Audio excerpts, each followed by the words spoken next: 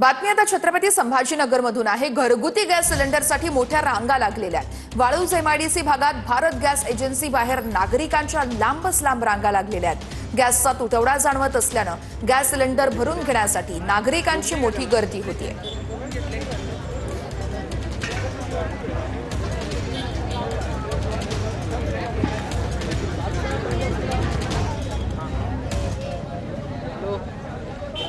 रांग सकाळपासून लागल्या चित्र आपल्याला पाहायला मिळते। खरं तर गॅसचा तुटवडा होईल या भीतीपोटी जे आहे ते अनेक नागरिकांनी या भागात अशी मोठी रांग लावली। आपण बघतोय ह्या सगळ्या गॅस सिलेंडरच्या टाक्या आहेत आणि गॅस मिळाला पाहिजे यासाठी जे आहे ही सगळी मोठी रांग आपल्याला पाहायला मिळते।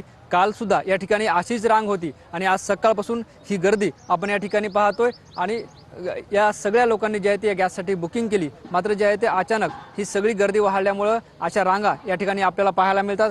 काही नागरिकांसोबत सुद्धा आपण या ठिकाणी संवाद साधणार आहोत। नेमकं यांची काय मागणी आहे, काय सांगाल? तुम्ही गॅस भरायला आले? हो, कधी आले? सकाळपासून आलो, 8 वाजल्यापासून. बरं, काल आलते का? काल नव्हतो आलो, आज आलो सकाळी.